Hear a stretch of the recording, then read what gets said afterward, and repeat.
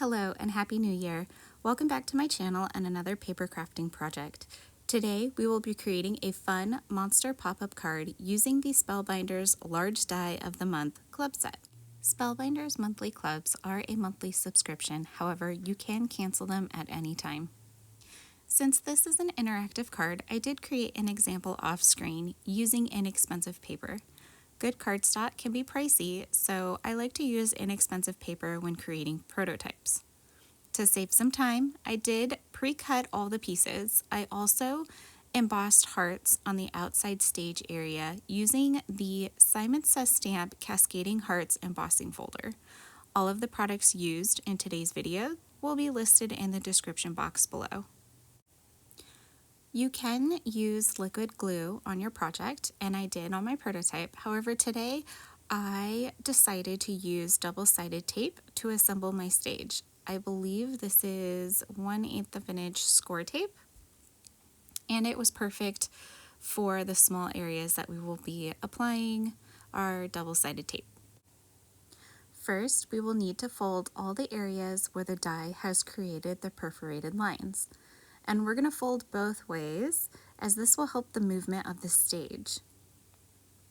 At any point, please pause, rewind, or even slow the video down.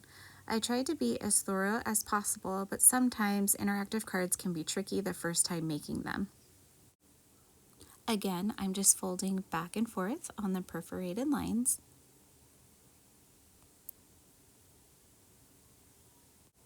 Now that all the lines have been folded, we're going to find the third perforated line and create a mountain fold by pinching the two lines together while keeping the rest of the cardstock flat. And we're going to do that on both die cuts. Now that we have our little mountain, we're going to actually fold that piece toward your body. Again, we're going to pinch the two together. So they should look like this. Again, if you need to pause the video just so you can visually see what it looks like, please do. But then we're going to take our mountain and we're going to go ahead and fold it towards your body. Next, we're going to take the two small tabs that look like this. They are their separate dies. You are going to fold on the embossing line, and on the opposite end of the embossed fold, we're going to add our score tape. Now I flipped mine over, but you don't need to do that. Why I did it, I'm not really sure, but it's not necessary. Now when using score tape, I do like to take my bone folder and burnish that score tape into the cardstock. I find I get better results when I do that, and I'm going to do that on both tabs. Again, please make sure that your double-sided tape is not on the end of the folded line. You want to make sure it's on the opposite end. So if you're noticing your glue or your tape is on the end where you have folded your cardstock, it's on the wrong end. Make sure it's on the opposite end where there is no folded line. So after peeling away the release paper, we're going to add the tab to our stage. So going back to our mountain fold, we're going to fold the mountain toward your body, making sure the peak of the mountain is facing you, so that the perforated line should be pointing towards you. And we're going to add the tab to the middle of that folded panel. So basically, the top of the tab shall now line up with the second perforated line. Remember, the third perforated line created the mountain peak, and now the top of the tab is going to line up with the second perforated line, since the mountain peak is now facing you. At this point, we are going to add tape to the bottom half of the tab.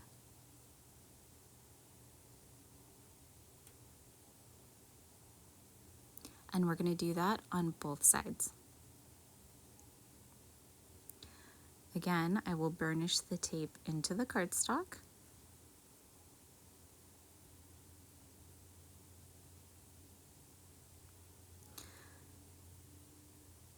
And we're going to remove the release paper. And once we remove the release paper, we're going to fold the bottom of the stage toward that second perforated line. So we're just going to take the bottom of this die cut and fold upward. Now the bottom of our stage should be pointing towards the second perforated line. So now your two die cut pieces should almost look like little envelopes. They kind of look like little envelopes to me. So now we're going to add score tape to the last perforated fold. And I know it doesn't seem that way because we did fold the bottom half of our stage upward, but this is still the last fold of this die cut, and that's where we're going to add the score tape. Again, I'm just burnishing my tape into the cardstock, and so it should look just like this. We're going to remove the release paper. And now we're going to take the decorative part of the stage where we've embossed our hearts. And there's 3 squares here. There's 3 squares and a skinny rectangle. Make sure the skinny rectangle is facing toward the left. And we're going to line up the bottom of the 3rd square to that perforated line. And we're going to adhere the 2 pieces together.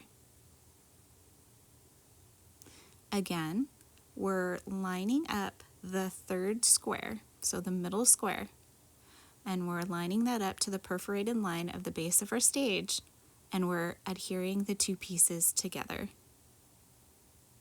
And now our stage should look like this. So now we're going to turn both of the pieces over, and we're going to add tape to the top flap for each side. Again, turning it over and adding our score tape to the top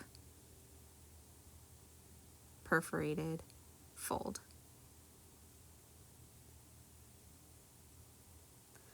Now I do want to be careful when burnishing because we do have the embossed hearts, and so I don't want to lose that dimension.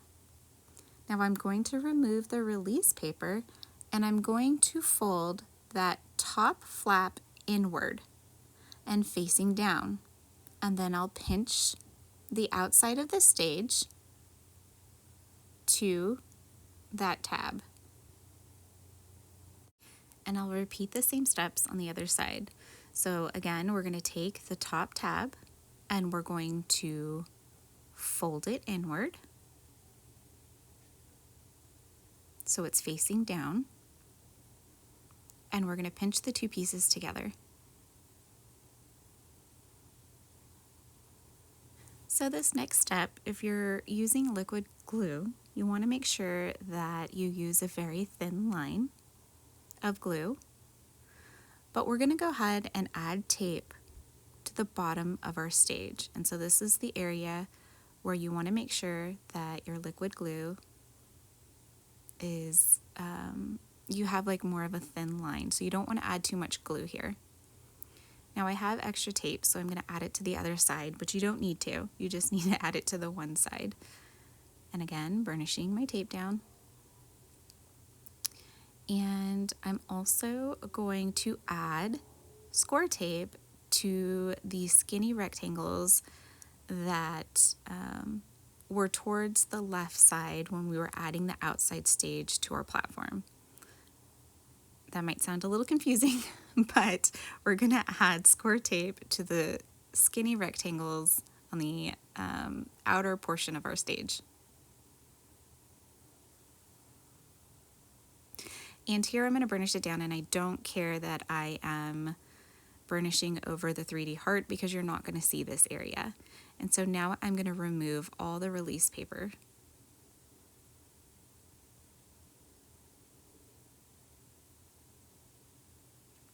And once the release paper has been removed, we're going to go ahead and adhere both pieces together. So we're going to line up the bottom of the stage,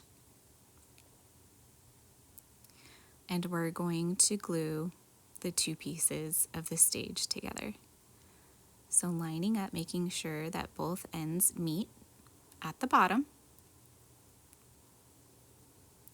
And we're also going to do that on the small rectangular tabs. We're going to fold the side with the double-sided tape inward, and we're going to pinch the two together on both sides. So again, folding the tab inward and pinching the two ends together. And now our stage is complete, and it should look like this. Super cute. Now the final piece of the stage are adding the steps, and the steps are going to go ahead and slide right in between the folded areas of our stage. So you're going to make sure that you push the stage upward, and you're going to slide the steps in between the folds of our stage. I did use liquid glue to adhere my steps because the score tape was a little too wide, and you don't need very much glue for this step, just a little bit.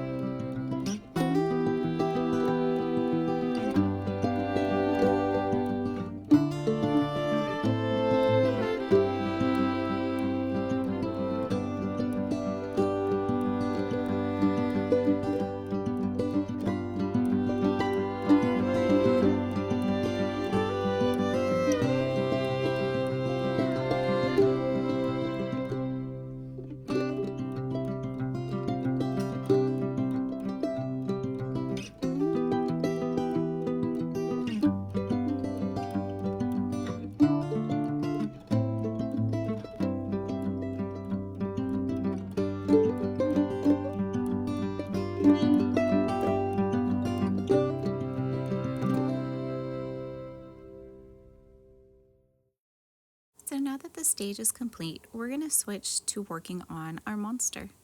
Before I assemble my monster, I do want to add some ink to the edges. For the body, I will be using Medium Carnation dye ink from Gina Designs. I originally was going to use Dark Carnation, but I felt like that might be too much contrast, so I went with Medium Carnation. Using a paper towel, I'm going to rub off any extra ink I had on my brush, and then I'm going to prime my brush with that Medium Carnation, making sure that is the actual color I will be applying to my monster. One thing to note, when you're ink blending, you don't need to be this aggressive. I was pressing very firmly, which is why my paper was moving, and the bristles of my brush are pushed sideways. I really look like I'm ink blending angry, and here the dog jumped on me, so I was trying to push him off. So I guess it's like a combination of having the dog jump on my arm while I'm ink blending, too much coffee. I just was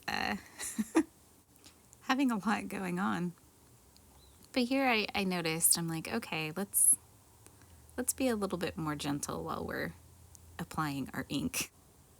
He's super cute. Look at him. So you do see a little bit of brush strokes, but the great part about Gina's dye inks is they do have a smoothing agent in them. So that will smooth out as the ink dries. And so all my imperfections will kind of go away. For my heart, I'm using the color Cherry Red. Now, I couldn't remember if I pulled Christmas red cardstock or cherry red cardstock, since they're pretty similar in color. It does turn out that it was cherry red, so I wasn't getting the shadow or contrasting look that I wanted. And I know that this dye ink will dry back, so it's going to lighten even more.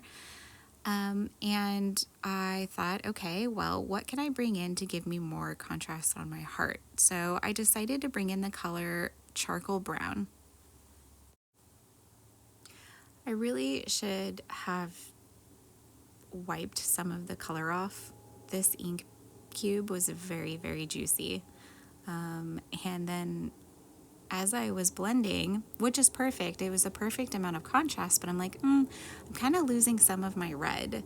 So I brought the cherry red back in, and I'm going to blend that on top of the charcoal brown, and I'm kind of just going to go back and forth between the two colors until I get the perfect shade that I'm looking for. And again, it looks super dark right now, but the colors will dry back. I will leave the ink blending into the video, but I am going to speed it up since all I'm doing is just going back and forth between the two colors to get the shade that I am looking for and the blend that I'm looking for as well. Next, I wanted to add some shimmer and some splatter, so I decided to use my Distress Mica stains in the color Yuletide for the shimmer, and for the black splatters, I'm going to use a re-inker. I would definitely recommend using a splat box or some sort of packaging with high walls because this splatter goes everywhere. And even though it might not seem like it, I swear after I'm done with this process and I clean up, I find splatters all over the place.